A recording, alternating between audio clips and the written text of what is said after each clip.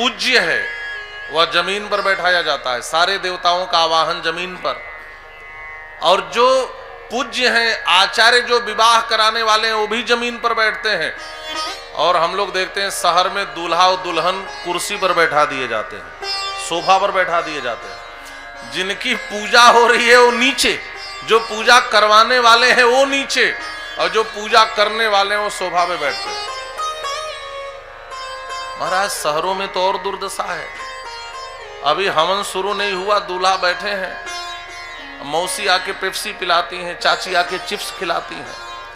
अरे 5 मिनट शुद्धता से कम यज्ञ तो कर लेने दो। 5 मिनट की भी विवाह में शुद्धता नहीं रह पाती महाराज। आप देखना यह विवाह की स्थिति है। और कहीं कहीं तो दूल्हा भी वो ड्रिंक करके आ जाते हैं। एक संत घटना सुना रहे थे कि हम लोग एक विवाह में गए थे, तीसरे फेरे में ही दूल्हा राजा कुंड पे ही गिर गए धड़ाम से। उस महात्मा ने कहा कि सती तो बहुत देखा था, सता भी देख लिया। हमारा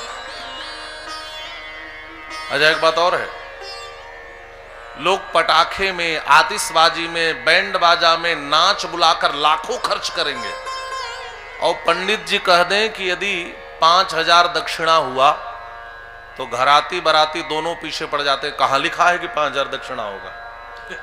आप विचार करिए। हमें कैटरिंग वाले को 5 लाख देने में पीड़ा नहीं होती, हमें बैंड बाजे वाले को लाख रुपए देने में पीड़ा नहीं होती, हमें नाचने वाली आ जाए तो लाख लाख रुपए उस पर उड़ा देते हैं, पीड़ा नहीं होती। लेकिन जिस ब्राह्मण देवता के आशीर्वाद से वर वधू का जीवन सुंदर होना हो, उनको 5000 भी देना पड़ जाए तो हम 500 बार सवाल पूछते हैं, कहां लिखा है कि 5000 दक्षिणा होती है? आप विचार करिए। हमने विवाह को तमाशा बना दिया है, और परिणाम क्या होता है? परिणाम ऐसा होता है, वर वधू का जीवन भी एक तमाशा बनकर रह जाता है। और आज समाज में विवाह बहुत कम टिकने लगा। आज समाज की स्थिति बड़ी बिगड़ रही है। आज वैवाहिक जीवन टिक ही नहीं रहा है, वैवाहिक जीवन टूटने लगे। क्यों? क्योंकि हमने विवाह को यज्ञ नहीं बनाया, हमने विवाह को तमाशा बनाया। तो पति पत्नी का जीवन भी तमाशा हो गया, और संतान भी पैदा हो रही है तो भी तमाशा और नौटंकी करने वाली। इसका मतलब क्या है? यदि आप श्रेष्ठ संतान चाहते हैं, यदि आप जीवन को सुंदरतम बनाना चाहते हैं, तो विवाह को तमाशा मत बनाइए, विवाह को संस्कार बनाइए। और यही हमारी वैदिक विधि रही है। आप श्री सीताराम जी के विवाह को देखें। श्री सीताराम जी का विवाह, सीता जी कहां की थी? इसी बिहार की सीतामढ़ी की। सीतामढ़ी, मही माने होता है धरती। सीतामढ़ी शब्द आज सीतामढ़ी के नाम से जाना जाने लगा। यह वही बिहार की धरती है जिस बिहार की धरती ने दुनिया वालों को विवाह जैसा संस्कार सिखाया है। हाँ, विवाह जैसा संस्कार बिहार की धरती ने सिखाया। और अवतारों में विवाह ठीक से हुआ कहां महाराज? कन्हैया का विवाह हो पाया क्या?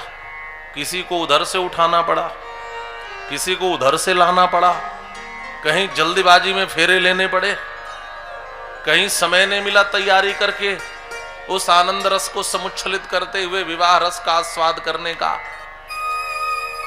सच्ची अर्थों में विवाह का रस तो छलका है श्री सीताराम जी के विवाह में। और हमारे अयोध्या और मिथिला के संतों ने विवाह प्रसंग को केवल प्रसंग नहीं माना है, विवाह प्रसंग को अपनी उपासना मानी है। ये उपासना है महाराज, इसको साधारण मत समझ लेना। यह वैसा रस प्रसंग है, यह ऐसा रसरंग का प्रसंग है जो रसिक संतों के लिए तो उपासना की तरह है।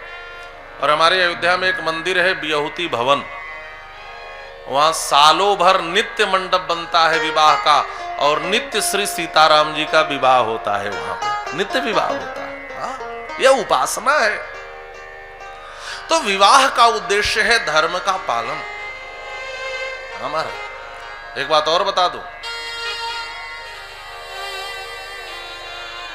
कहीं भी लड़का लड़की गए और गले में माला डाल करके पति पत्नी हो गए, वह उनकी मान्यता हो सकती है, लेकिन शास्त्र की दृष्टि में उस लड़की को धर्म पत्नी कहलाने का अधिकार नहीं है। ध्यान से सुनेंगे। शास्त्र की दृष्टि में पति पत्नी कहलाने का अधिकार किसको है? महर्षि वाल्मीकि लिखते हैं दारा पितृकृता, इसी प्रसंग में उस कन्या को धर्म पत्नी कहलाने का अधिकार है जिस कन्या का कन्यादान उसका पिता करता है।